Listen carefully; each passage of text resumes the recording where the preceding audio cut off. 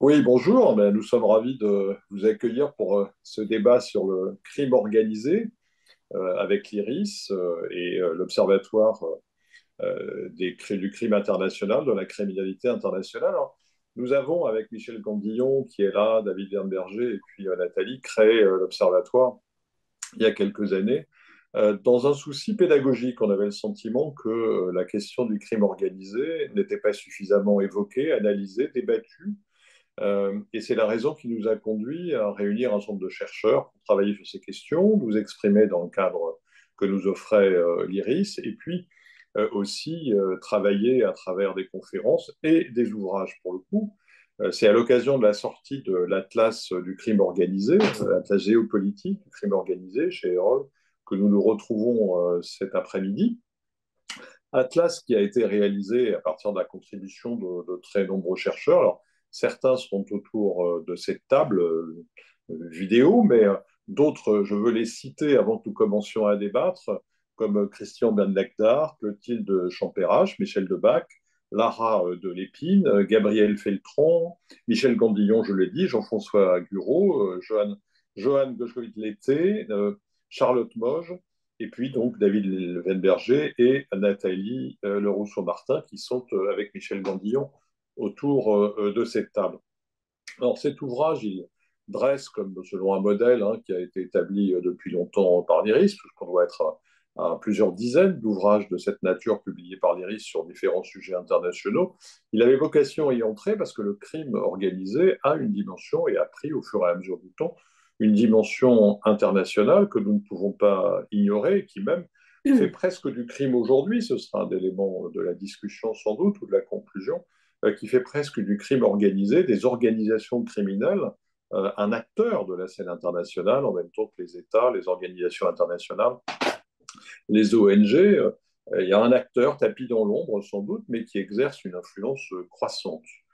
Alors pour en discuter, donc plusieurs de nos co-auteurs qui sont autour de cette table, Michel Gandillon, qui est expert associé défense-sécurité au Conservatoire des arts et métiers, qui est un des fondateurs de l'OPSI, Nathalie Lerousseau-Martin, qui est juriste et qui est co-directrice de l'OPSI, et puis David Benberger, qui est chercheur associé à l'IRIS et co-directeur également et cofondateur de l'OPSI. Michel et David étant des grands spécialistes, notamment de tout ce qui touche au trafic de stupéfiants. Alors, je vais commencer par cela, et c'est un peu la question que je vais poser à Michel Gandillon. Alors, je précise, pardon, à ceux qui nous écoutent, qu'ils peuvent poser leurs questions au fur et à mesure du débat. On va fonctionner de manière très ouverte, non pas par des exposés compacts de 10-15 minutes, mais par un échange introduit à chaque fois par l'un d'entre nous. Et vous pouvez donc poser vos questions au fur et à mesure. On essaiera de les introduire, enfin j'essaierai de les réintroduire dans la conversation. Alors oui, Michel Gandillon, pourquoi est-ce qu'on parle de plus en plus aujourd'hui de crime organisé? Je n'ai pas donné de chiffres, vous allez nous les rappeler. Le crime organisé n'est entré au fond dans le débat public officiel international que récemment. C'est la Convention de Palerme en 2001 qui, après, qui a été approuvée par une délibération de l'Assemblée générale de l'Organisation des Nations Unies, qu'en a donné la première définition générale, c'est-à-dire une organisation d'au moins 3 personnes agissant de concert sur la durée pour en tirer un profit matériel ou financier, et s'il est international, travaillant sur un État, 2 États au moins, un État de conception, un État où le crime est commis, ou plusieurs États où le crime est commis. Cette définition n'a été donnée qu'en 2001, comme si on découvrait le crime organisé. Pourquoi si tard? Et surtout, pourquoi est-ce que l'on parle beaucoup plus aujourd'hui du crime organisé? Qu'est-ce qui a changé au cours de ces dernières années qui incite à faire de cette question non seulement l'objet d'un ouvrage, comme on vient de le faire, d'un débat, mais aussi maintenant d'une discussion qui s'est, par exemple, avec le rapport récent du Sénat sur le trafic de stupéfiants, qui s'est élargi au milieu médiatique et politique. Oui, merci Gaëtan, merci à tous ceux qui se sont inscrits à cette visioconférence. On peut dire, comme tu l'as dit, que le crime organisé aujourd'hui, on en parle beaucoup parce que c'est devenu un acteur de la géopolitique mondiale, ou en tout cas géopolitique mondiale, géopolitique de certaines régions du monde, de sous-continents, je pense en particulier à l'Amérique latine, où le crime organisé a acquis une force de déstabilisation, de fragilisation des États notoire. Et c'est un phénomène qui est relativement récent. Dans les années 60, ou même bien avant, puisque le crime organisé, en quelque sorte, est consubstantiel aux sociétés humaines. Le crime organisé existait, mais ces 30-40 dernières années, il a pris une puissance inédite dans les sociétés et au point de jouer un rôle géopolitique, c'est-à-dire que le crime organisé, dans ses formes les plus puissantes, arrive à contrôler des territoires entiers, donc des populations, des flux de marchandises s'immiscent dans tout un tas de trafics. Et tout ça s'inscrit bien sûr dans un contexte. Les 30 dernières années sont marquées par l'émergence d'un nouvel ordre mondial. C'est la fin de l'ordre bipolaire qui avait marqué l'après-Seconde Guerre mondiale, notamment la bipolarité entre l'URSS et les États-Unis qui assurait une forme d'ordre à l'échelle mondiale. Et la déliquescence de cet ordre, marquée par l'effondrement de l'Union soviétique, l'émergence de la Chine, ont provoqué un monde beaucoup plus chaotique, marqué à la fois par la mondialisation des échanges, des flux économiques, des flux de population qui a profité au crime organisé, mais aussi une balkanisation, une forme de balkanisation du monde avec une multiplication des États. C'est le grand paradoxe de la mondialisation. Je pense qu'on y reviendra. Donc le fait qu'il y ait une sorte d'unification marchande de l'humanité autour du capitalisme néolibéral et une multiplication des États et des entités fragiles. Donc cette balkanisation a provoqué l'émergence d'États faibles qui sont en quelque sorte victimes d'organisations criminelles et de mafias. Et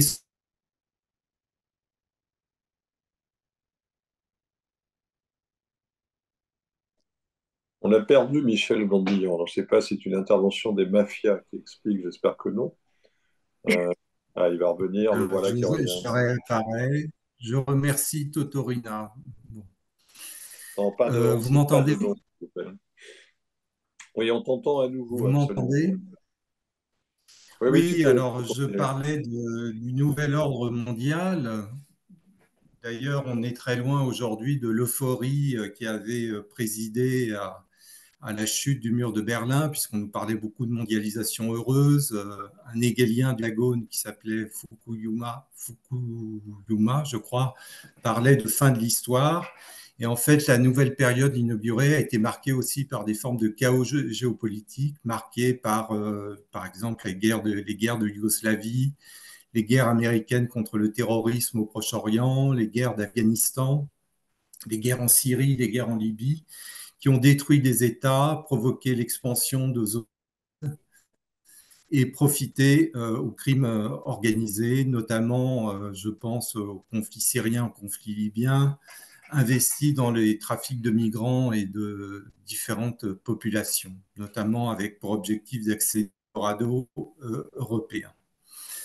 Aujourd'hui, pour illustrer cette puissance géopolitique acquise par le crime organisé, bien sûr, l'exemple du Mexique vient en tête, et l'exemple plus largement de l'Amérique latine. Le Mexique aujourd'hui qui est quand même, on parle de la 11e, 12e puissance économique mondiale, hein, d'un pays de plusieurs dizaines de millions d'habitants, est confronté depuis une vingtaine d'années à l'offensive des cartels de la drogue, et pas seulement d'ailleurs des cartels de la drogue, puisqu'aujourd'hui on a affaire à des organisations diversifiées dans leurs activités, des organisations polycriminelles. Donc, il est confronté à une sorte de guerre, une guerre relativement opaque d'ailleurs, dont les acteurs sont opaques. On a les cartels qui luttent entre eux, on a les cartels contre l'État, les cartels contre les groupes d'autodéfense. Et donc, c'est une situation qui déstabilise énormément la région. Quelques chiffres qui sont effrayants. Depuis 2006, depuis que le président Calderón a lancé sa guerre à la drogue contre les cartels, on pense que des centaines de milliers de Mexicains sont morts. On parle de 300 000 à 400 000 morts, de centaines plus de 100 000, 120 000 personnes disparues, de millions de déplacés. Donc on voit l'impact de ces cartels sur la vie de la société mexicaine et les facteurs de déstabilisation qu'ils provoquent. Ça ne touche pas, bien sûr, que le Mexique, puisque toute l'Amérique centrale est contaminée par l'économie des drogues et des États comme le Honduras, le Salvador jusqu'à récemment, le Guatemala, sont contaminés par la logique des trafics de drogue, c'est-à-dire que les cartels ont installé avec un relais dans les criminalités locales qu'on appelle les maras, les gangs juvéniles, une sorte d'économie de comptoir qui permet à la cocaïne et à un certain nombre d'autres drogues de parvenir jusqu'au marché américain. Et donc, tous ces États sont profondément déstabilisés. Sans oublier, bien sûr, la Colombie et ses cartels qui ont été vaincus dans les années 90 et qui ont laissé largement la place à d'autres acteurs, notamment aux bandes criminelles issues des paramilitaires, aux FARC, au bout des FARC qui ont refusé de se démobiliser après les accords de paix de 2016. Et on voit récemment qu'un État comme l'Équateur, qui était jusque il y a 2 ans un État relativement tranquille, hein, puisque les taux d'homicide étaient similaires à ceux des États-Unis. On a vu la criminalité exploser et l'État fortement menacé et connaître une sorte de processus de mexicanisation. Et cette question du Mexique a eu un retentissement géopolitique quasi mondial puisqu'il s'est inséré dans le contentieux entre la Chine et les États-Unis à cause de la question du fentanyl, puisque les États-Unis sont fortement touchés d'un point de vue sécuritaire et de santé publique par la situation au Mexique. Je rappelle la crise des opioïdes depuis 20 ans et nous aujourd'hui par la production de fentanyl au Mexique. Cette crise sanitaire quasiment sans précédent tue 70 000 à 75 000 Américains par an. Et la Chine est impliquée puisqu'elle produit les précurseurs chimiques, c'est la mondialisation du crime. Produit les précurseurs chimiques qui permettent de produire le fentanyl ou de le reconditionner dans des laboratoires au Mexique. Donc, il y a eu une réunion notamment entre Biden, Xi Jinping et le président mexicain de l'époque, Manuel López Obrador, pour régler ce problème. Donc, cette criminalité organisée mexicaine et chinoise s'invite dans l'agenda géopolitique du plus haut niveau et illustre l'importance de la question du crime organisé dans l'actualité la plus quotidienne à l'échelle mondiale. Est-ce qu'on peut dire, avant de demander un peu le sentiment de David et de Nathalie, est-ce qu'on peut dire que la criminalité organisée a atteint des niveaux qui n'avaient jamais été atteints auparavant dans le monde, c'est-à-dire aussi bien en chiffre d'affaires qu'en nombre de personnes victimes de ces activités et d'États concernés, de régions concernées, on a atteint un niveau qui n'a jamais été connu jusqu'à présent, qui n'avait jamais été connu jusqu'alors. Michel, Je crois que je viens de répondre, ce serait oui, plutôt mais alors est-ce que, je t'en prie, est-ce que tu as oui, des oui, je données? l'ai dit, on a des données, alors des évaluations qui ont été faites sur le chiffre d'affaires mondial du crime organisé. On a effectivement parmi le premier poste en fait qui engendre le plus d'argent, c'est la contrefaçon. Je crois que le deuxième poste le plus important, c'est le trafic de drogue. Après, il y a le trafic d'armes, la contrefaçon de médicaments, les trafics d'êtres humains. Et une évaluation relativement sérieuse d'un groupe, d'un think tank d'experts estimait le chiffre d'affaires généré à 2000 milliards de dollars. Ouais. Donc c'est quand même considérable, c'est l'équivalent du PIB d'une puissance comme l'Italie. Alors, ça donne des Donc moyens d'action, c'est évidemment, des considérable. moyens d'action considérables. Peut-être que David Wenberger, qui travaille beaucoup sur ces questions, pourrait nous dire quelles en sont notamment les incidences sur un certain nombre de territoires qui relèvent de la souveraineté française, sur lesquels il a beaucoup travaillé. David? Oui, oui. Alors, juste pour réagir aux propos de Bien Michel, sûr. effectivement, et à ta question, il reste quand même difficile d'estimer avec précision l'activité de la criminalité organisée pour deux raisons. D'une part, le caractère caché et l'absence de données officielles. La deuxième raison, c'est que on a commencé, en tout cas, l'observation de ce phénomène est relativement récente. Effectivement, je rejoins les propos de Michel Grandillon. Ce qu'on sait de manière assez certaine, même si l'estimation des marchés reste quand même un exercice difficile des marchés criminels, on sait qu'il y a de plus en plus de groupes criminels qui agissent de manière structurée et organisée qu'on peut intégrer dans le concept de criminalité organisée en Europe, avec désormais de nombreux entrants et des groupes criminels qui ont pris une ampleur inégalée depuis 20-25 ans. Je pense notamment aux réseaux criminels qui sont issus de l'Europe de l'Est, mais aussi des réseaux africains qui aujourd'hui rivalisent ou concurrencent les groupes criminels et les mafias connues, notamment les mafias italiennes et sud-américaines.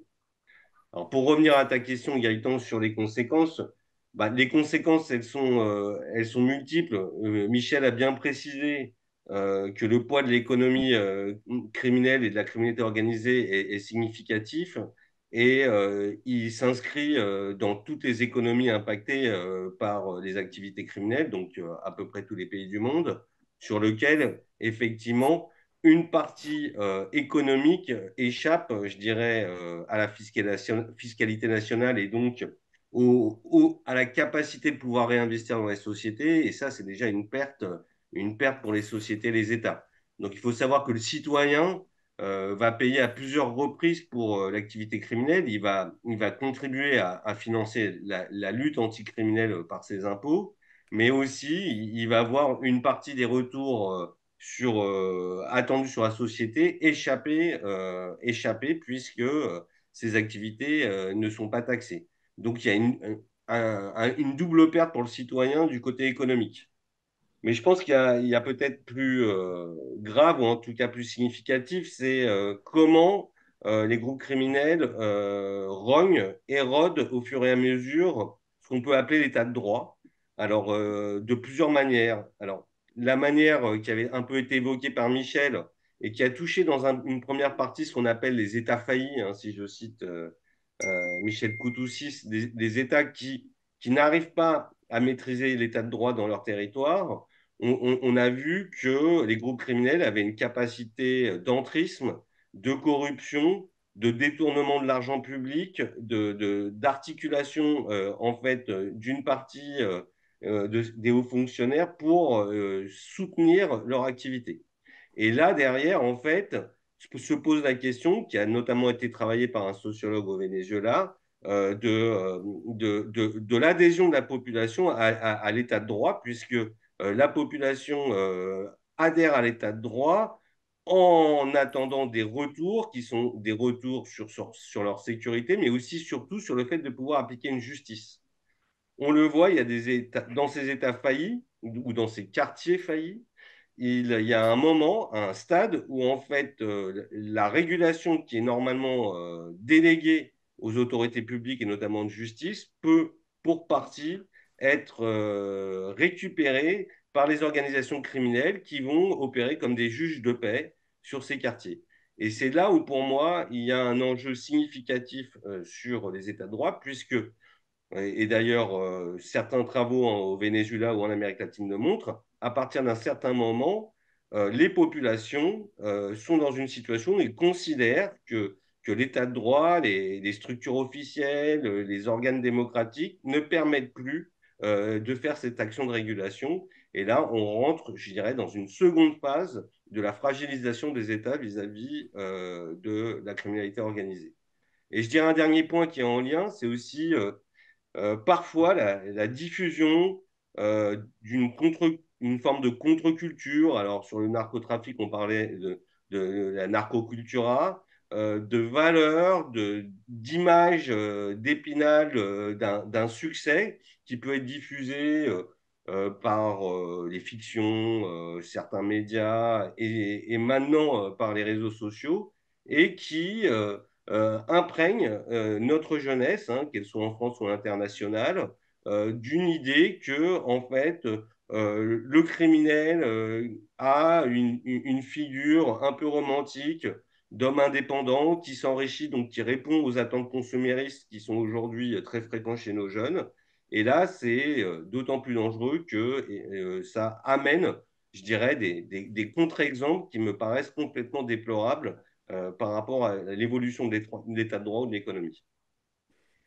Merci David. Je crois que Nathalie voulait intervenir à son tour pour évoquer notamment la manière dont la criminalité internationale pouvait se saisir des opportunités qu'offraient des conflits militaires pour développer son activité.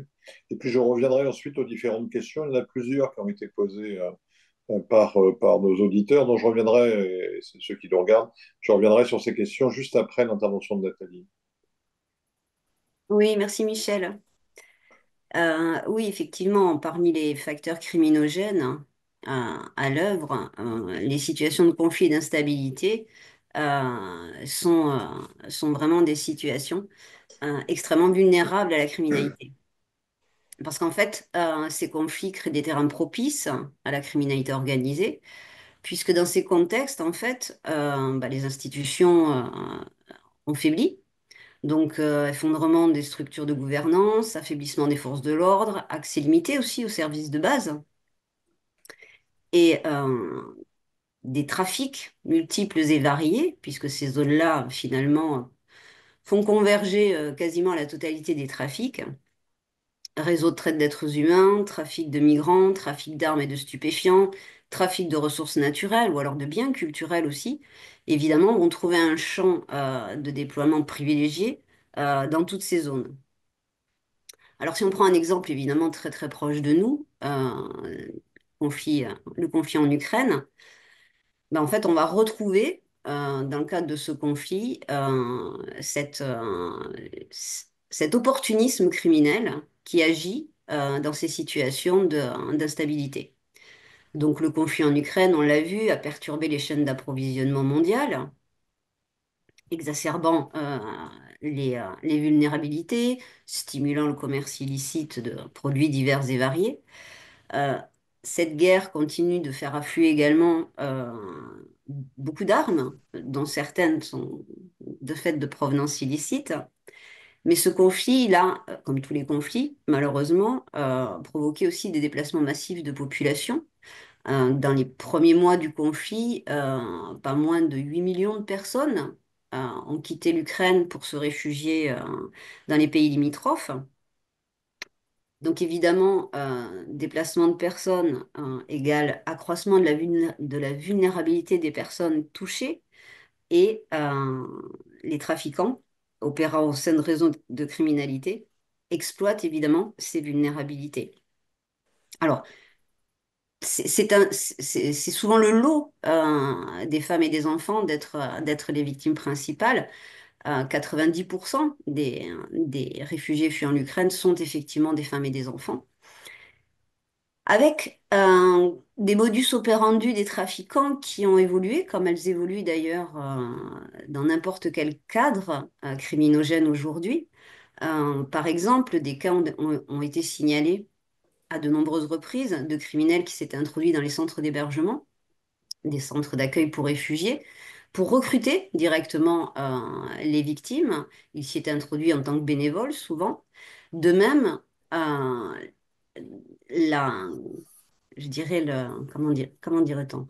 L'ironie, en fait, de l'utilisation des plateformes et des réseaux sociaux, puisque beaucoup d'actions bénévoles ont été mises en place à travers de ces réseaux sociaux, notamment pour aider les réfugiés, pour proposer des services, etc.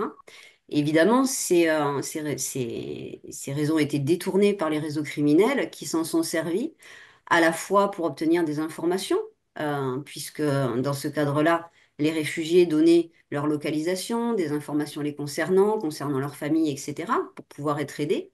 Et donc, ça a permis à nombre de trafiquants de récupérer ces informations pour localiser des victimes et pour les toucher plus facilement dans le cadre de recrutement et in fine les exploiter, puisque les modèles d'exploitation qui ont été à l'œuvre et qui le sont aussi de manière générale sont principalement de la traite à des fins d'exploitation sexuelle, à des fins d'exploitation par le travail. Et là aussi, les trafiquants ont utilisé les réseaux sociaux par le biais de fausses annonces de travail ou d'hébergement pour cibler des victimes et les recruter pour les exploiter dans ces cadres-là. Donc on a effectivement dans ces zones systématiquement une vulnérabilité accrue et donc un opportunisme accru des réseaux. Mais D'autres trafics dont on parle moins, bien que dans le conflit en Ukraine, ce sont des choses qui ont été évoquées, sont notamment les trafics de biens culturels et les trafics de ressources naturelles. Rappelez-vous les guerres en Afrique, et notamment en Angola, en Sierra Leone ou en République démocratique du Congo, euh, les diamants du sang. Hein. Il y a un facteur de cause à effet qui a été établi entre ce trafic, le trafic diamantifère et ces conflits pour des questions de pouvoir. Rappelez-vous également comment, dès 2014, Daesh a organisé un pillage massif et méthodique des sites archéologiques et des musées dans les régions de Syrie et d'Irak qui étaient passés sous son contrôle. De la même manière, dans la guerre civile au Yémen, la vente des trésors pillés sert à financer les rebelles houthis. Et en Ukraine, qui ne fait pas exception, en juillet 2023, l'UNESCO avait confirmé qu'environ 15 000 œuvres avaient disparu depuis le début de l'invasion.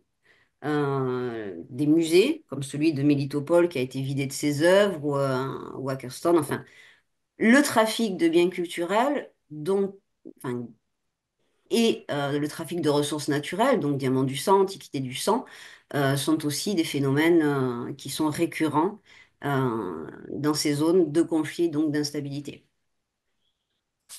Alors, cette réflexion-là pose évidemment la question à laquelle on va venir, d'expliquer les raisons de ce développement. Vous venez de décrire.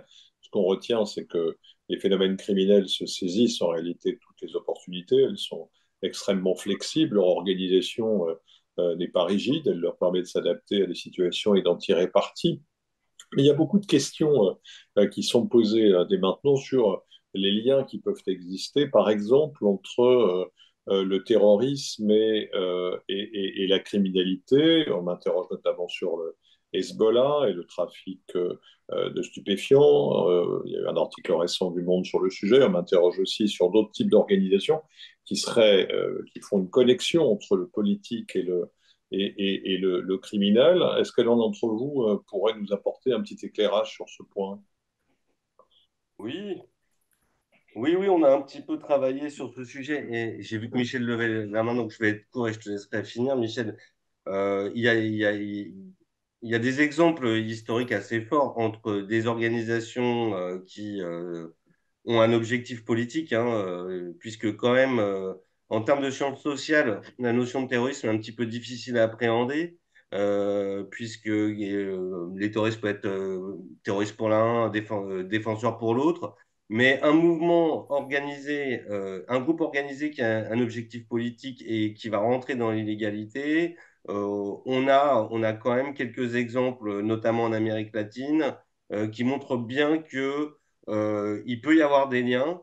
Et j'aime particulièrement l'approche qui est un peu développée dans l'ouvrage de Jean-François Guéraud, L'hybridation criminelle, qui rappelle qu'en fait, ce sont souvent des groupes qui vont cohabiter sur une certaine durée, des groupes criminels et des groupes, je dirais, politiques, et qui à un moment va se créer en fait des contacts, des connexions, sachant que tous ont besoin de financer leur organisation. Certains ont une capacité de pouvoir générer de l'argent rapidement, les criminels, et cherchent à le blanchir pour le sécuriser. D'autres, en revanche, ne cherchent pas forcément à blanchir cet argent, mais à pouvoir financer leur action politique. Ce qu'on observe assez fréquemment, c'est qu'au bout d'un moment, les groupes politiques qui rentrent dans les illégalités commencent à se diluer et une partie de leurs acteurs va plutôt abandonner le volet politique pour rester dans le volet économique et criminel.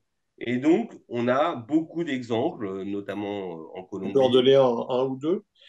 Oui, alors par exemple, des exemples qui ont été euh, observé en Colombie avec à la fois les FARC, donc ou l'OLN, des fractions des FARC et l'OLN qui se sont complètement intégrés à des groupes criminels classiques en abandonnant la cause. Donc ce sont des organisations, on va dire rapidement, d'obédience marxiste ou post-marxiste.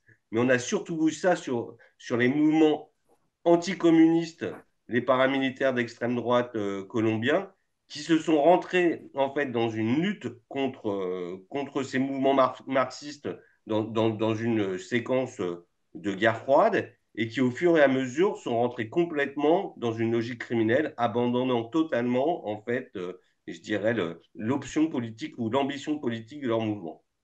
Michel, tu veux rajouter des éléments?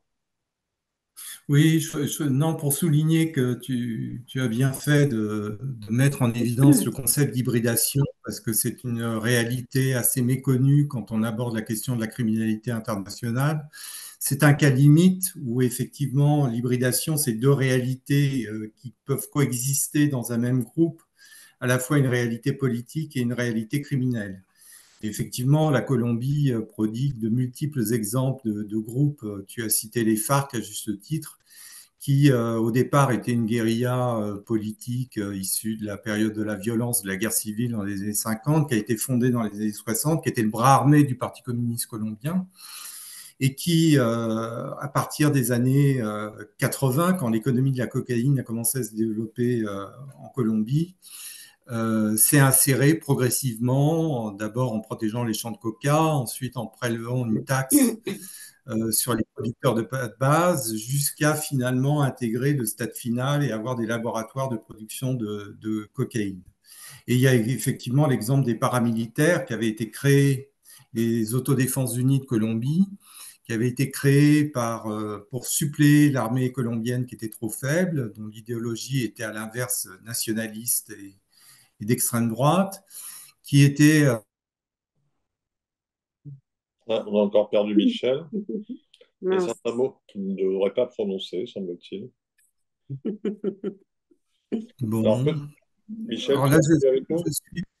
je suis victime des paramilitaires. Là, je parlais des Tu as paramilitaires. beaucoup Donc, d'ennemis, vous manifestement. m'entendez? Oui, on Oui, t'entend j'ai très beaucoup bien. d'ennemis. Donc, cette notion d'hybridité, oui, je disais l'émergence effectivement d'acteurs qui sont aux frontières de la politique et du crime.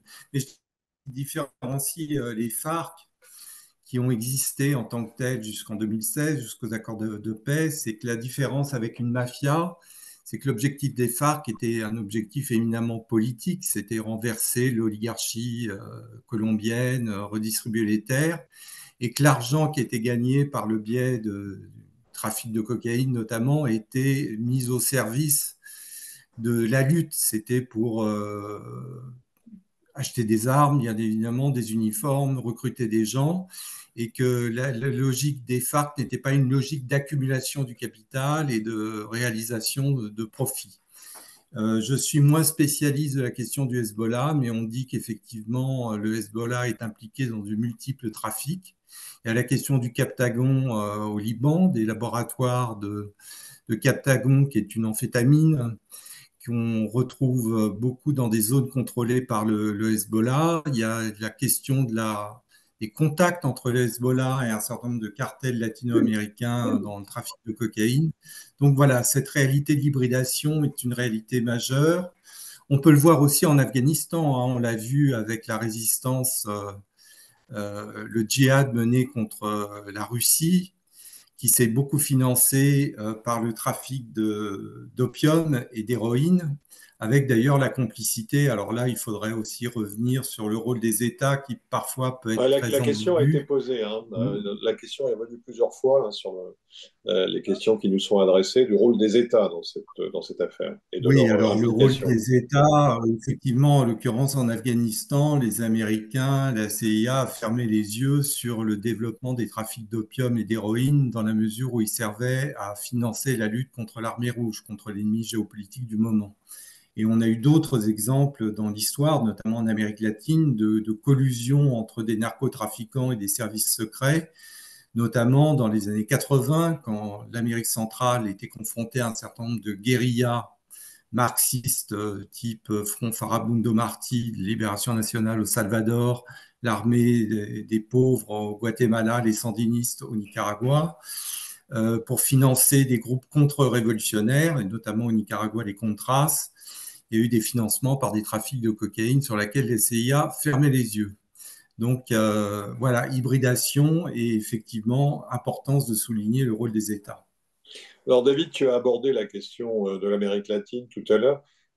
Est-ce que on pose la question sur le rôle d'Haïti? Est-ce que la situation en Haïti a des incidences, des conséquences sur les trafics et la criminalité sur l'ensemble du sous-continent?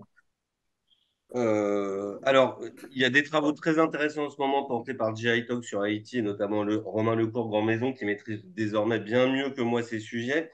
Il est clair qu'Haïti amène un intérêt pour les organisations criminelles transnationales qui est, pour le synthétiser, hein, qui est double, hein. D'une part, une position géopolitique, géographique assez intéressante, notamment dans le cadre du trafic de stupéfiants pour distribuer la drogue produite, notamment la cocaïne en Amérique du Sud, vers les deux marchés principaux que sont l'Amérique du Nord et l'Europe de l'Ouest.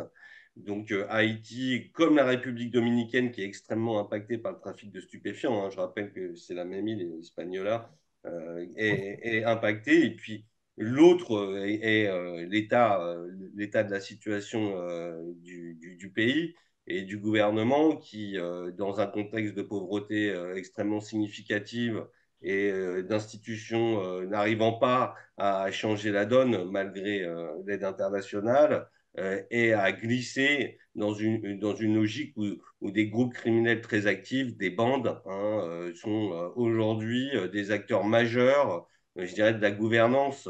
On a beaucoup parlé de barbecue, ce chef de groupe qui est devenu extrêmement influent. Donc oui, Haïti est une zone particulière qui peut intéresser les criminels et notamment les narcotrafiquants. Il faut quand même souligner que, notamment enfin, pour le trafic de stupéfiants, mais pour les autres trafics, les criminels n'aiment pas trop s'implanter dans une zone qui est trop instable. Ce qu'ils souhaitent, c'est une zone contrôlée, stabilisée, avec des acteurs en charge du contrôle de ces régions géographiques qui peuvent être achetées ou achetables. Donc, la criminalité organisée n'aime pas l'état de droit, mais elle n'aime pas non plus quand un territoire est trop atomisé en termes de contrôle, puisque ça multiplie les opérateurs pour sécuriser le business et ça multiplie aussi les coûts. Merci. Alors, on va aborder dans la deuxième partie de notre discussion des aspects plus d'organisation institutionnelle, c'est-à-dire comment on peut définir ces mafias, comment sont-elles organisées, qu'est-ce qu'une mafia d'abord, et puis comment les États organisent la riposte. Les questions qui sont posées à ce sujet, elles sont nombreuses. Mais il faudrait qu'on finisse un petit peu le débat pour poser un peu le problème sur les causes de cette évolution assez spectaculaire, comme vous venez de la décrire, et qui est polymorphe, qui intervient dans de nombreux domaines et qui se saisit de tous les interstices. Alors, Michel a fait le lien tout à l'heure, et je vais lui redonner la parole tout de suite, sur la dérégulation, la mondialisation et la montée du crime organisé. Est-ce qu'on peut faire ce lien? Est-ce que j'ai une question notamment, mais ça fait le pendant par rapport à ce qu'on évoque. Il y avait une question sur le thème, est-ce que c'est la fin de la guerre froide qui explique cette explosion? C'est une autre façon de poser la question.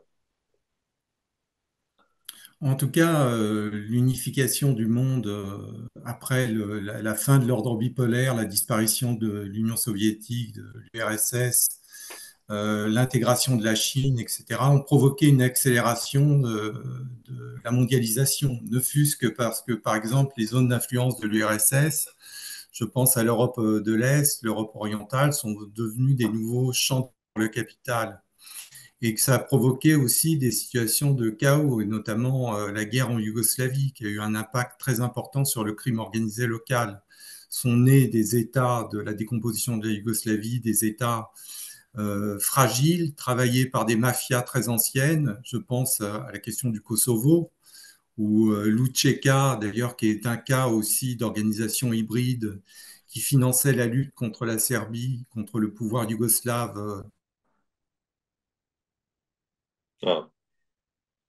On sait qu'après extrême droite yougoslave et mafia sud-américaine, on sait maintenant quels sont les mots qui provoquent des coupures sur le site de l'Iris. Bon, J'espère qu'il n'y en alors a pas là, d'autres. Voilà. Alors là, c'est Lucheka qui vient de me couper, parce Pardon. que je Ok. parlais de Lucheka. Bon, je reprends mon raisonnement.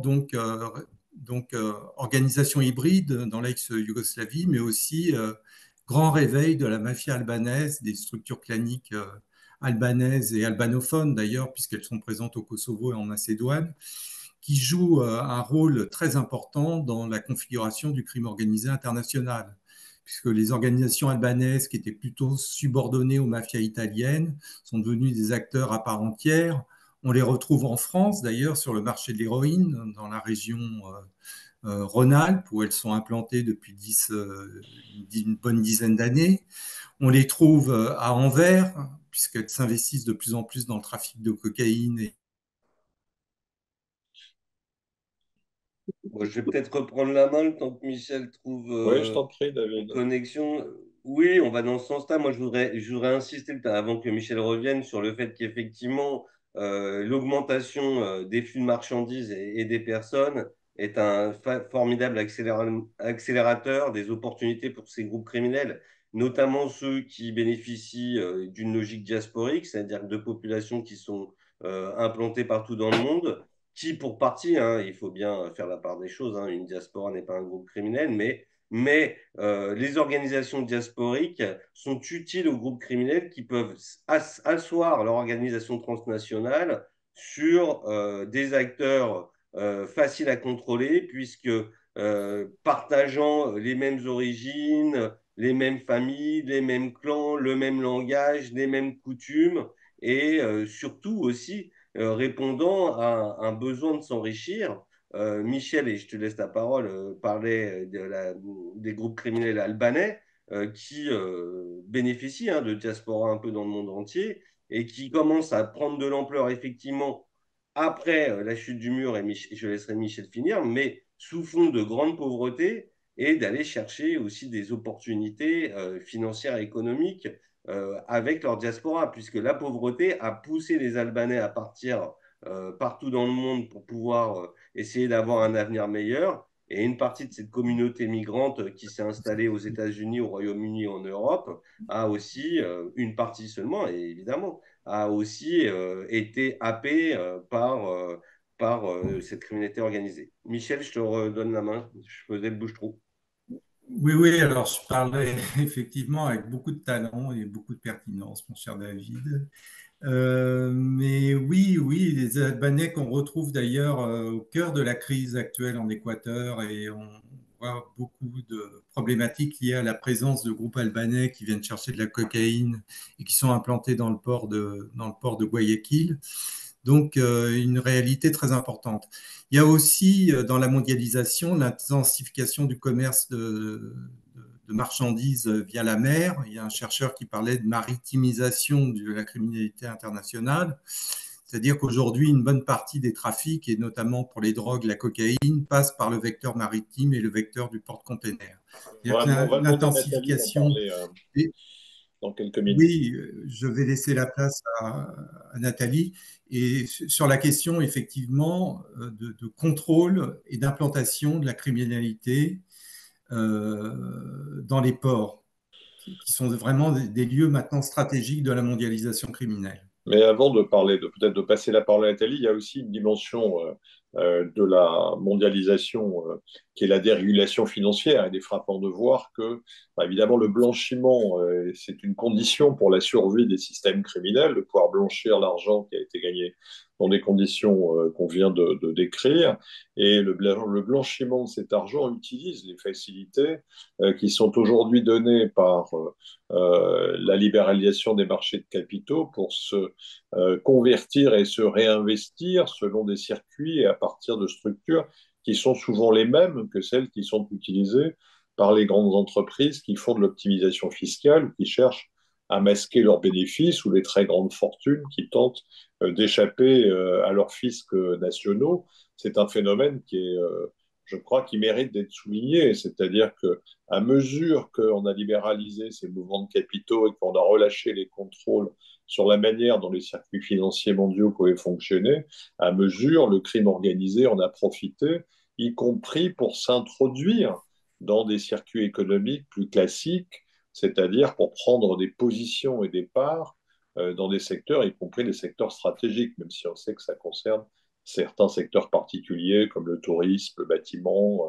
etc. Mais enfin, c'est un phénomène qui est, je crois, Michel, plus que significatif. Je ne sais pas si tu veux rajouter un mot sur ce point avant Oui, qu'on évoque la question des ports, mais peut-être oui, voudrais-tu le faire. ajouter 2 minutes. On peut laisser la parole à Nathalie peut-être sur la question de l'implantation du crime dans les ports. Et Ju- effectivement, ju- là, tu poses la question de la criminalité en col blanc.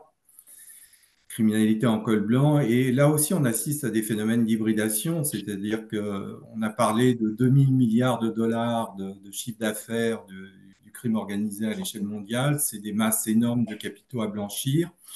Et on a vu, par exemple, des scandales touchant des banques, par exemple, tout à fait respectables. Je pense au scandale HSBC. D'ailleurs, HSBC, c'est une banque intéressante puisque bon, elle a été créée au 19e siècle pendant les guerres de l'opium pour financer le trafic d'opium et les marchands anglais qui abordaient sur les côtes chinoises avec leur cargaison d'opium. Donc la HSBC, qui est une grande banque, qui a pignon sur rue, a été impliquée de blanchiment de l'argent des cartels mexicains via sa filiale au Mexique, etc. Donc des scandales comme ça abondent. Il y a la question aujourd'hui des paradis fiscaux aussi, qui est un énorme problème. Je vais en On sait parler. par exemple qu'une partie de la criminalité internationale, on m'entend plus? Si, si, très bien, très bien. D'accord. La criminalité internationale blanchit son argent à Dubaï, hein, qui est un paradis fiscal, cité-État des Émirats arabes unis, donc qui joue un rôle important dans le blanchiment des capitaux de la drogue. Donc, comme tu l'as dit, dérégulation financière, liberté de circulation à peu près totale des capitaux, multiplication des paradis fiscaux, jouent un rôle effectivement dans la montée en puissance de la criminalité internationale. Nathalie, alors la question des ports est très intéressante parce que pour le coup, le commerce mondial, sa croissance est faite essentiellement à travers le commerce maritime, mais la capacité de contrôler ce qui est transporté, ce qui est déchargé dans les ports n'a pas suivi l'expansion de ce commerce mondial. Est-ce que tu peux nous en dire un peu plus sur cet enjeu qui est fondamental sur la question du crime organisé, qui est celui, et notamment des trafics, donc, qui est celui des ports, cette question des ports? Oui, alors effectivement, dans ce mouvement, ce phénomène dit de mondialisation, alors que voilà, on pourrait définir une des caractéristiques a été avec la dérégularisation financière, etc., et également d'autres éléments dont on parlera, en fait, une explosion du, des échanges et de la production, passant notamment par une hypertrophie du commerce maritime, comme l'a évoqué Michel. 90% aujourd'hui du commerce mondial passe par la mer. Donc évidemment, les ports deviennent des territoires stratégiques pour les organisations criminelles, leur infiltration par ces organisations.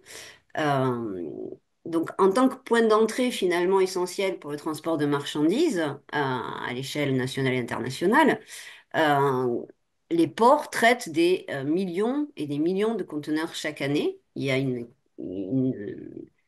un gigantisme aussi de la conteneurisation, hein, puisque les conteneurs sont de plus en plus gros, et donc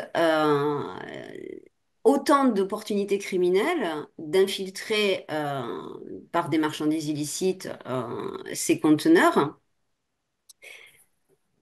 et une problématique qui est celle du contrôle, évidemment.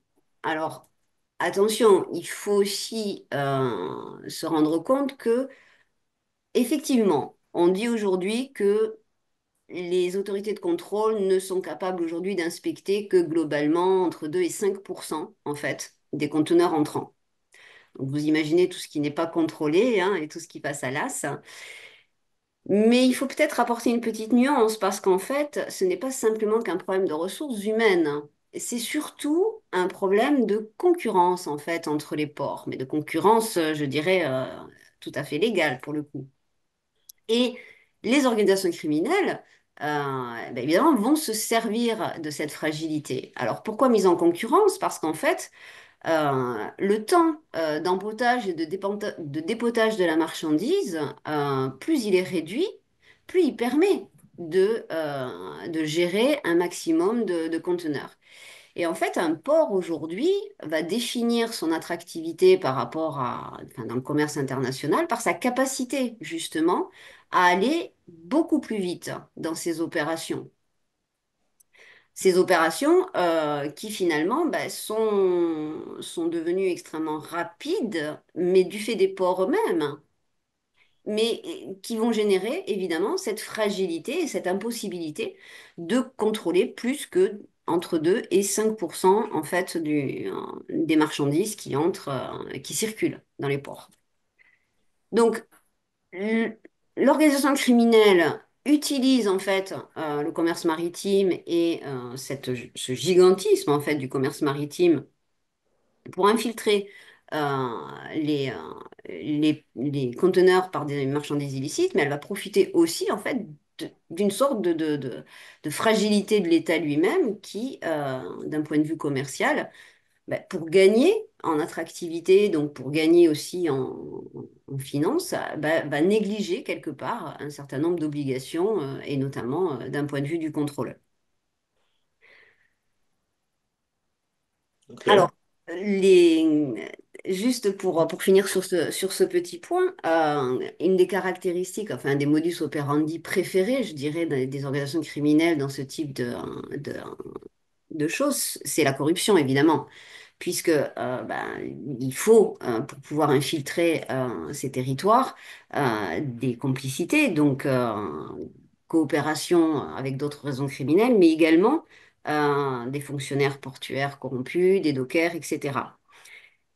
Alors la corruption fonctionne toujours, hein, mais elle est de plus en plus risquée. Donc les organisations criminelles vont s'adapter, c'est une de leurs caractéristiques essentielles, et vont utiliser de plus en plus d'autres modes opératoires sophistiqués, et notamment, dernièrement, le détournement des références en fait de conteneurs, hein, puisqu'on a une utilisation de ces codes détournés, donc on appelle ça également l'arnaque au code PIN, qui gagne du terrain en tant que mode opératoire, hein, au départ des ports. Donc on a ici une problématique de territoire, en fait, de mise en concurrence aussi par les États de ces territoires qui peuvent devenir des territoires criminels. Et cette notion de territoire est fondamentale dans la géopolitique du crime organisé. Alors, c'est effectivement très bien le lien avec la question suivante. Ah, Michel voulait ajouter un mot ou deux, Oui, peut-être de donner quelques chiffres. bien sûr. Je crois que l'Union européenne, il y a eu un rapport d'Europol sur la problématique du trafic par porte-conteneurs qui parle de 90 millions de conteneurs qui arrivent chaque année dans les ports européens. Donc on voit les défis de la douane et 12 millions, 13 millions pour Rotterdam et Anvers. À Anvers, il faut savoir qu'en 2023, on a saisi près d'une centaine de tonnes de cocaïne, ce qui est absolument gigantesque. Donc les flux qui passent sont énormes. Et je pense que Nathalie a eu raison de souligner la logique de la concurrence, c'est-à-dire ce système effectivement de concurrence, de course à l'attractivité entre les grands ports européens, où on assiste à la mise en place d'une sorte de taylorisme appliqué aux douanes, c'est-à-dire que le temps d'immobilisation de la marchandise doit être le plus faible possible, puisque le coût du transport rentre dans le coût final de la marchandise, il faut le diminuer. Donc on est pris dans une logique entre la logique effectivement des douanes et des contrôles et une logique libérale et économique qui fait qu'effectivement, on a quand même plutôt une tendance en France, par exemple, à baisser les effectifs des douanes. Avec cette religion du libre-échange, du désarmement économique, on a effectivement baissé les effectifs des douanes dans un contexte où les trafics portuaires et de drogue explosaient, ce qui est probablement une erreur. Et d'ailleurs, le port d'Anvers a fait l'inverse depuis 2 ans, puisqu'ils ont recruté énormément de douaniers pour développer les systèmes de scannage de marchandises avec pour objectif, alors je ne sais pas si c'est réalisable, je ne connais pas la technique, de réaliser des contrôles à quasiment 100%. Alors ça, je ne sais pas si c'est possible. Et puis, la logique de la compétitivité est intéressante à Rotterdam. Il faut que nos spectateurs imaginent ce que c'est qu'un grand port. C'est des centaines de kilomètres de quais. Les installations sont ultra robotisées. Il y a très peu de personnel sur ces quais qui sont plus ou moins vides. Aujourd'hui, Rotterdam investit massivement dans l'intelligence artificielle pour gérer le trafic de containers. Donc, il y a de moins en moins de possibilités c'est une sorte de pression, si je voulais paraphraser un célèbre philosophe marxiste. Alors, voilà ce qu'on pouvait dire sur... Avant de passer aux organisations au marché, il y a une question qui fait écho à ce que vous venez de dire.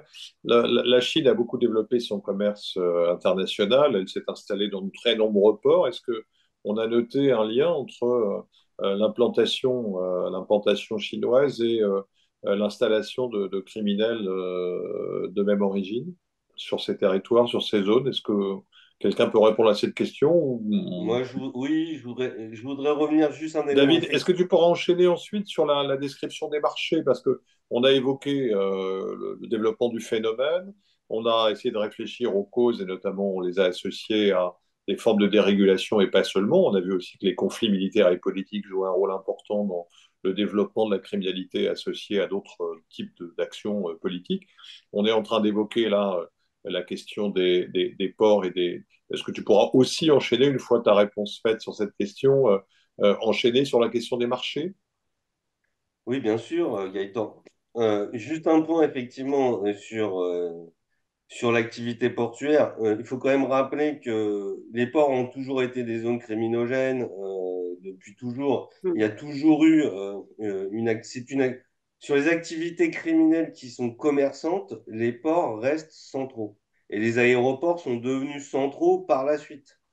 Si on voit l'histoire du Haut-Brabant, par exemple, cher à Michel, et sur l'histoire de la criminalité aux Pays-Bas, on voit bien ce lien. Ce lien, on le retrouve aussi à Marseille et dans d'autres ports. Toute personne qui a déjà visité un port, en tout cas à l'époque, sait que les vieux quartiers sont impactés de zones criminelles. Là, ce qui est effectivement nouveau, c'est qu'effectivement, il y a une accélération des échanges et les douaniers sont à la fois en charge de la lutte contre la fraude, mais aussi de stimuler l'activité économique. Et toute la question, elle est là, en fait. Elle n'est pas si simple à régler.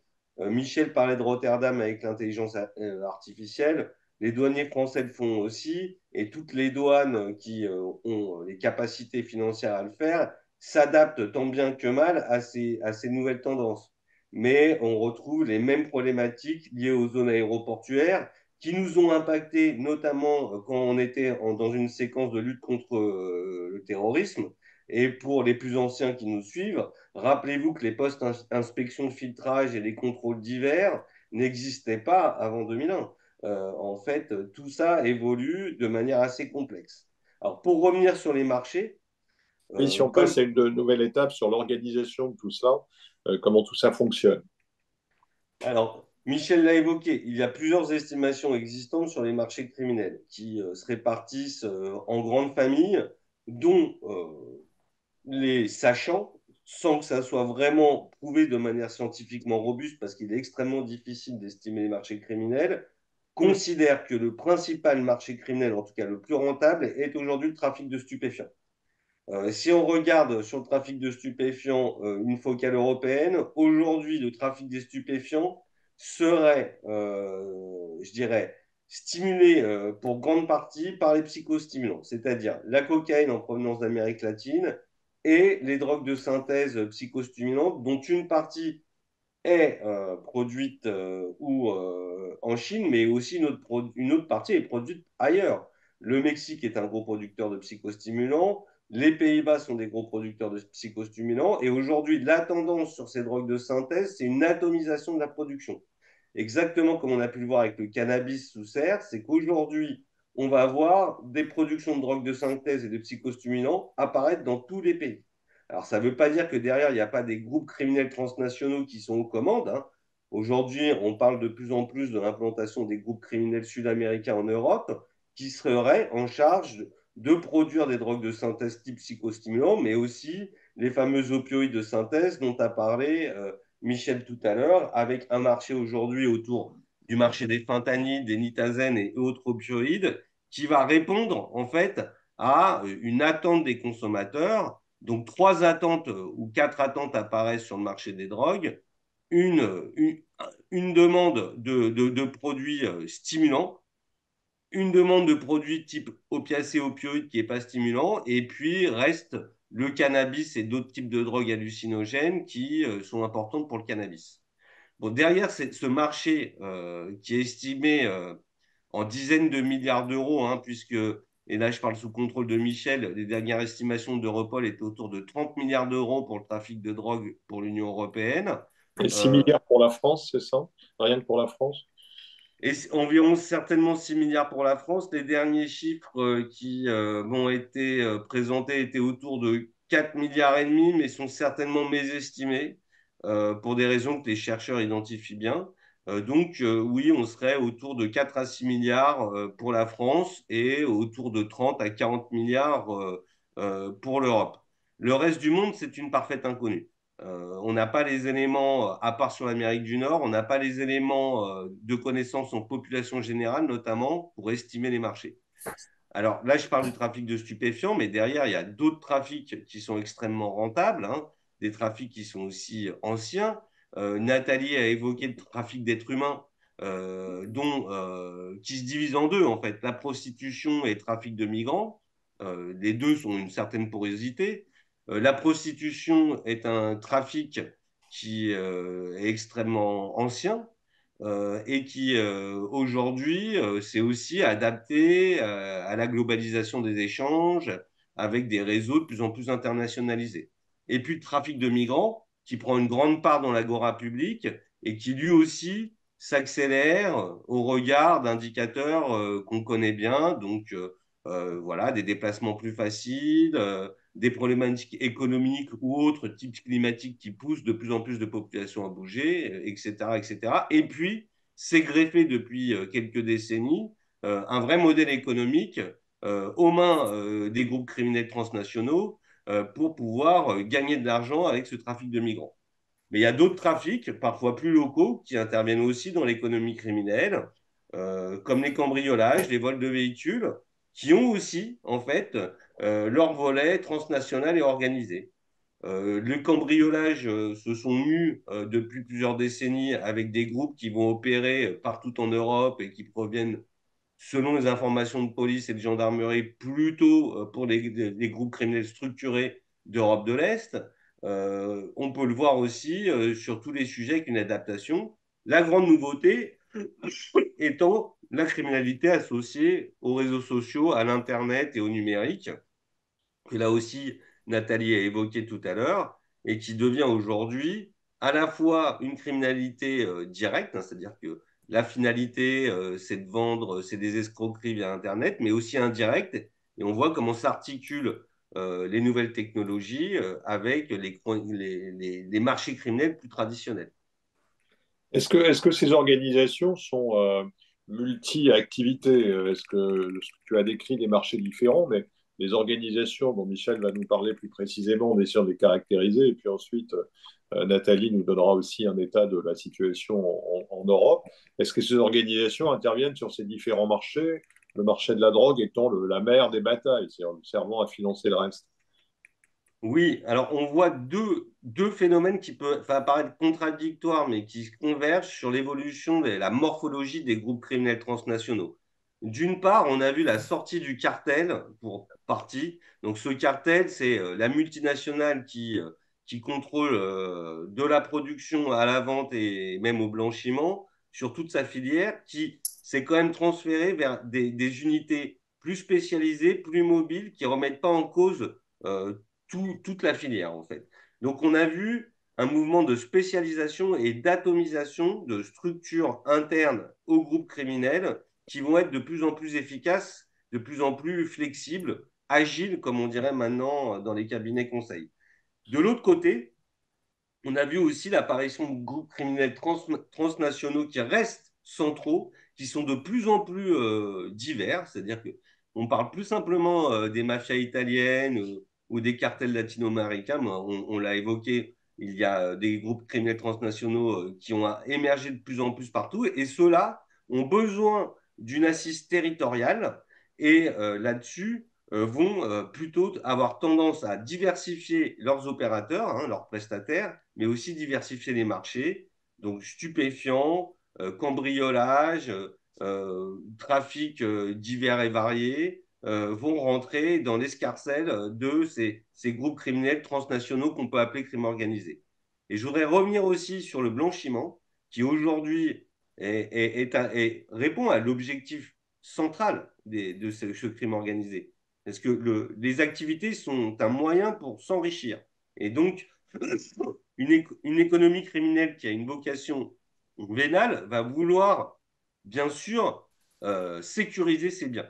Et Michel a fait un beau tableau de l'évolution du blanchiment avec toi, Gaëtan. Mais il faut aussi rappeler qu'il y a une forte augmentation de la réponse répressive depuis les années 2000 autour de la lutte contre le blanchiment et le financement du terrorisme, qui a créé des normes qui n'existaient pas auparavant et qui ont poussé les organisations criminelles à s'adapter en utilisant à la fois l'ingénierie financière classique, les banques dont certaines, on peut les appeler dirty banks, des cabinets de consultants, etc., dans le monde entier, mais aussi vont utiliser des méthodes traditionnelles bancaires, dites notamment la compensation, certains appellent ça la hawala dans le monde arabe, mais il y a plein de termes différents, et c'est cette articulation en fait entre des méthodes extrêmement récentes et des méthodes beaucoup plus traditionnelles du système bancaire que les groupes criminels réussissent à essayer de contourner les normes et les contrôles qui sont croissants.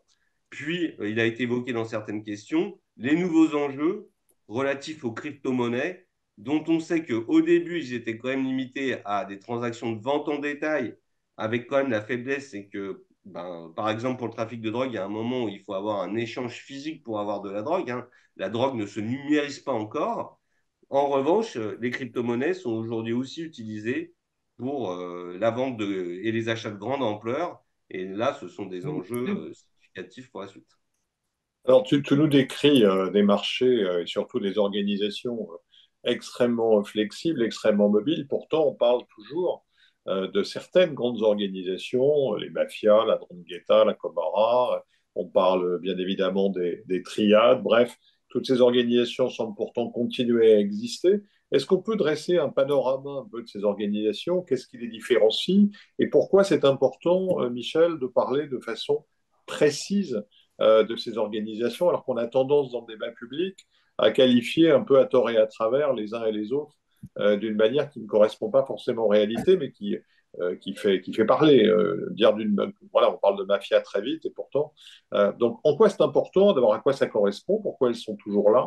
Est-ce qu'il y a une forme de continuité, de durabilité malgré les changements sur les marchés? Et puis, pourquoi il faut être précis dans les définitions, Michel? Oui, c'est vrai que on a tendance aujourd'hui, notamment dans le discours médiatique, à qualifier de n'importe quelle organisation criminelle de mafia, par exemple. On le voit à Marseille actuellement avec la DZ Mafia. Alors là, c'est une auto-intitulation. DZ Mafia, d'ailleurs, on parle de mafia des cités, on parle de micro-mafia, alors que visiblement, on n'a pas affaire à des mafias au sens criminologique du terme, puisque les mafias répondent à un certain nombre de critères et de spécificités qui sont l'enracinement sur un territoire, un enracinement de longue durée. Les vraies mafias existent depuis le dernier tiers du 19e siècle en Italie, sont enracinées sur des territoires de longue date. Elles fonctionnent comme des sociétés secrètes avec des clans. Et donc, voilà, il y a des dimensions de l'enracinement dans l'espace, l'enracinement dans la durée, des rituels très précis. Et appeler un gang comme la DZ Mafia, dont la durée de vie est relativement éphémère, comme les gangs, si vous voulez, c'est complètement abusif. Et comme on le sait, comme le dit le philosophe, mal nommer les choses, c'est ajouter au malheur du monde, c'est-à-dire qu'on ne comprend pas vraiment ce qui se passe. C'est pareil, alors là, il y a une évolution par les aides mafia, on parle maintenant de mexicanisation à Marseille, de cartel à Marseille, alors que bon, le phénomène n'a rien à voir. Un cartel au Mexique, ça désigne une entente territoriale de différents clans criminels. C'est pas une Michel a quelques... Bah, en attendant que Michel revienne, Nathalie, tu peux nous faire un état peut-être. Je sais que le Europol a récemment fait actualiser son tableau Ah, voilà, des. Michel. Ah ben, Michel est revenu, mais peut-être que Ben oui, alors je parle des cartels, ça coupe non, non, mais je pense que comme par hasard. soit tu as une mauvaise Je vais connexion, soit devenir tu as de mauvais complotiste. rapports avec certains, mais c'est dans tous les cas, Oui, ben, c'est un problème de ouais, je vais relation. devenir complotiste. Est-ce que tu peux continuer? Bon, C'est bref. important parce qu'on dit qu'il y a grosso modo une vingtaine de grandes organisations internationales qui ont toutes les caractéristiques que tu décris, mafia, cartel, c'est-à-dire à la fois une hiérarchie, une ancienneté, une capacité à agir sur un marché mondial. Est-ce qu'on peut définir les choses de manière aussi simple ou est-ce que c'est un peu plus compliqué? Et quelles sont-elles, ces très grandes organisations? Et est-ce qu'elles arrivent à occuper un espace mondial ou est-ce qu'elles restent cantonnées à des régions qu'elles se partagent? Non, alors comme le disait David, il y a un ancrage territorial, c'est-à-dire une organisation vient d'un territoire, d'une géographie précise. Après, ça n'empêche que, vu que le marché lié à la criminalité internationale est un marché mondial, par exemple pour les drogues, il faut développer des liens transnationaux. On dit aujourd'hui, certains spécialistes affirment que la 'Ndrangheta, la mafia italienne, de Calabre est un des plus gros acteurs de l'importation de cocaïne en Europe. Il est évident que la 'Ndrangheta, on la retrouve en Équateur, on la retrouve en Colombie. Ils ont besoin effectivement de nouer des contacts internationaux pour importer la marchandise. Donc il y a une dialectique entre le local et le national. C'est pareil pour beaucoup d'entreprises du secteur légal. On va parler par exemple de la DZ Mafia, de beaucoup de gangs à Marseille. Donc là, j'introduis la notion de gang qui sont des associations opportunistes, beaucoup moins enracinées sur les territoires et dans le temps, mais qui peuvent aussi avoir des liens transnationaux. Par exemple, si on veut vendre du cannabis à la cité de la résine de cannabis à la cité de la Castellane à Marseille, soit on s'adresse à un grossiste, semi-grossiste local, mais qui aura des liens avec des producteurs, des liens directs avec des producteurs de résine de cannabis au Maroc, donc liens internationaux. Pareil aussi pour la cocaïne, où manifestement, la cocaïne est désormais omniprésente à côté de la résine de cannabis dans l'offre du trafic de cité. Non, Michel a encore disparu. Peut-être un petit jeu qu'il organise pour tester notre patience, mais elle est grande. Nathalie, peut-être parce que de toute façon, là, il y a une angoisse qui s'est emparée de nos auditeurs. Elles disent, mais qu'est-ce qu'on fait?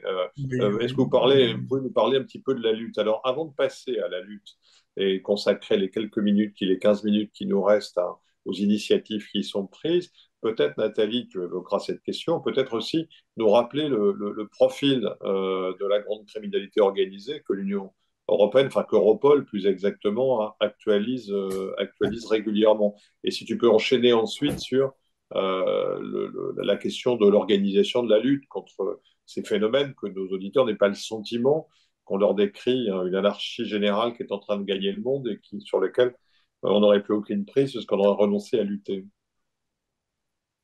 Oui, tout à fait. Alors, cependant, je vais essayer de l'évoquer très vite, mais c'est quand même extrêmement important quand on parle de géopolitique, et notamment de géopolitique du crime organisé.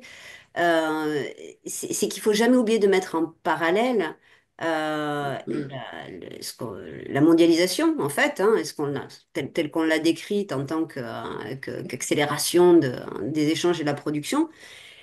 Et d'un autre côté, la fragmentation politique, c'est-à-dire qu'en fait, on a eu simultanément, et ça, les organisations criminelles savent parfaitement profiter à la fois de l'affaiblissement des frontières dites économiques, mais également de la multiplication des frontières politiques. Rappelons qu'en fait, au moment de la création de l'Organisation des Nations Unies, il y avait 51 États, on est 193 aujourd'hui en fin 1991 et 2020, il y aurait 27 000 kilomètres de frontières nouvelles qui ont été créées.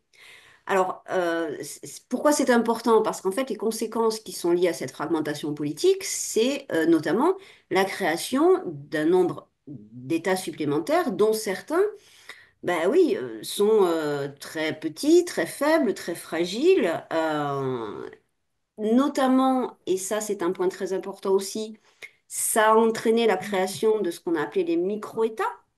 Et parmi les micro-États aujourd'hui, une grande majorité sont des paradis fiscaux ou des pavillons de complaisance. Et donc, on sait combien les paradis fiscaux jouent un rôle important, notamment dans le blanchiment de l'argent sale. Mais on a également, de la part des organisations criminelles, un jeu, en fait, de concurrence, de mise en concurrence des territoires et des États par le jeu de la différence des législations.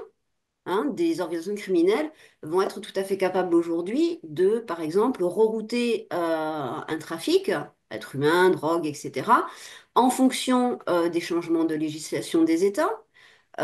Donc, voilà, ce paradoxe qu'il y a entre aujourd'hui l'accélération à la fois des échanges et de la production et donc un affaiblissement des frontières économiques et en même temps une fragmentation politique et une démultiplication des frontières, c'est aussi un élément extrêmement important d'un point de vue géopolitique dont les organisations criminelles savent très bien se servir et utilisent de manière tout à fait opportune. Si on prend par exemple l'île de Malte, qui est très caractéristique au niveau européen aujourd'hui, hein, puisque c'est un État de l'Union européenne, c'est le premier État à avoir mis en place une législation sur les jeux d'argent en ligne. Bon, et ben en fait, ça fait de ce pays aujourd'hui le lieu d'implantation privilégié pour les sociétés internationales de jeux en ligne. Et la plupart de ces opérateurs aujourd'hui, donc, sont domiciliés à Malte. Et même si effectivement ça a amené des opérateurs légaux, mais il y a évidemment aussi des opérateurs criminels complètement illégaux qui sont très impliqués au niveau de la gestion de ces sociétés de jeux et l'utilisation des paris pour blanchir l'argent sale. Et on trouve à Malte, évidemment, profitant du laxisme de la législation, des organisations criminelles telles que des mafias, les mafias italiennes notamment, ou d'autres. Donc c'est vraiment, d'un point de vue géopolitique, quelque chose de très important de ne jamais oublier les frontières et la mise en concurrence par les organisations internationales de ces frontières puisque c'est un petit jeu auquel elle s'adonne et contre lequel les États ne peuvent finalement pas faire grand-chose, puisqu'un principe en droit international étant celui de la souveraineté, eh bien les États effectivement ont des législations différentes, c'est un droit. Et alors peut-être on peut enchaîner là-dessus. On n'aura pas le temps d'évoquer le détail des organisations sur lesquelles on voulait revenir. J'invite vraiment ceux qui nous écoutent à lire et acheter le petit atlas où ils auront une bonne partie des réponses aux questions qu'on n'a pas eu le temps d'aborder ou d'approfondir. Peut-être qu'on peut en profiter quand même pour évoquer à ce stade, Nathalie, le développement de la législation et de la coopération internationale. Des efforts ont été faits depuis quelques années, même Ouais. depuis au moins la Convention de Palerme, mais ça avait commencé avant. Il y a eu toute une génération de conventions européennes et internationales dans les années 90. Est-ce qu'on peut commencer à évoquer la question de la lutte contre ces et des moyens mis en place, avec évidemment les limites de ces actions? Michel interviendra aussi pour évoquer les débats nationaux qui ont accompagné la publication du rapport sénatorial sur le trafic de stupéfiants. Où est-ce qu'on en est dans la lutte contre les mafias, contre ces grandes organisations criminelles? Et comment on peut appréhender, comment on peut évaluer cette lutte, ses forces et ses faiblesses. Alors en fait, bon, pour aller assez vite, hein, parce que c'est vrai qu'on n'a pas le temps Le d'envisager temps passe, le temps passe. Ouais. la question. Enfin, moi, je relève essentiellement deux points hein, qui sont importants pour les États en fait à traiter de manière urgente. Hein. C'est de faire des efforts en termes de coopération internationale et en termes de lutte contre le blanchiment. En fait, la coopération internationale entre les agences chargées de l'application des lois, elle est en retard sur celle des organisations criminelles. Les organisations criminelles, elles, elles se, elles ont été très habiles pour utiliser à la fois la technologie, pour échanger des informations, pour coopérer aussi au-delà des frontières entre elles, pour développer des réseaux. Elles s'organisent à l'échelle mondiale, alors que les forces de police restent largement concentrées en fait sur des juridictions nationales ou alors de la coopération bilatérale. Donc, c'est vraiment une difficulté et un point crucial de la lutte contre la criminalité. La coopération, aujourd'hui, nécessaire, indispensable, essentielle entre les États pour lutter contre. Et de ce point de vue, effectivement, il y a encore des efforts à faire, et notamment la, la Convention de Palerme qu'on évoquait. Bon, bah, c'est un texte dont les États n'ont pas exploité, en fait, toutes les politiques. Alors, elle est importante parce qu'elle donne une définition, je l'ai indiqué tout à l'heure, commune du crime organisé. Donc, elle permet d'unifier un peu les investigations et surtout les incriminations. Donc, elle donne plus d'efficacité à la justice. Mais ça suppose évidemment que la collaboration entre les justices nationales et entre évidemment les systèmes policiers se renforce et soit encore plus efficace et qu'il y a une volonté de le faire. Est-ce que c'est vraiment le cas aujourd'hui? Pour Est-ce les que États, Est-ce qu'il y a une vraie volonté? Il y a une volonté nationale. Est-ce que cette volonté nationale trouve son prolongement sur le terrain européen ou international? Est-ce qu'on peut se demander si le développement des législations, des moyens de police, etc., est adapté? Est-ce que tu disais la coopération entre les polices et les justices n'est pas à la hauteur de ce qu'est l'implication et la manière dont les organisations, elles, ont intégré ces dimensions internationales? On peut le dire comme ça? ah oui, oui, tout à fait, tout à fait. De ce point de vue de la coopération internationale, il y a encore des efforts à faire, hein. Alors, ça permet certaines réussites, hein. On peut citer, parce que c'est quand même assez significatif, hein, le démantèlement des messageries cryptées en Crochat ou SkyUSS par utilisés par les organisations criminelles, hein, et donc qui permettent aujourd'hui de démanteler des réseaux, etc. Oui, donc effectivement, cette coopération, elle est essentielle. C'est une mesure de résilience dont les États ne prennent pas forcément véritablement la mesure. L'autre élément pour moi qui me semble essentiel, c'est la lutte contre le blanchiment. Ça, c'est évident. Et aujourd'hui, l'échec, il est quand même relativement patent. On a aujourd'hui sur des milliards de profits générés par la criminalité, un pourcentage, alors les études disent modeste, c'est un euphémisme, je veux dire, on est à 1%, voire certainement moins de profits criminels saisis, confisqués par les autorités. Donc là, on a un réel problème, puisque l'argent, c'est quand même le nerf de la guerre pour les organisations criminelles. Et le seul moyen de les stopper, c'est de stopper leur carburant. Donc d'arriver à confisquer leurs profits, à saisir leurs profits. Et là, on a un gros souci, hein, puisque c'est quelque chose que les États n'arrivent pas à faire. Alors, pour des raisons diverses et variées en fonction des États, mais ce n'est pas une priorité alors que c'est le nerf de la guerre. Michel, ton sentiment là-dessus?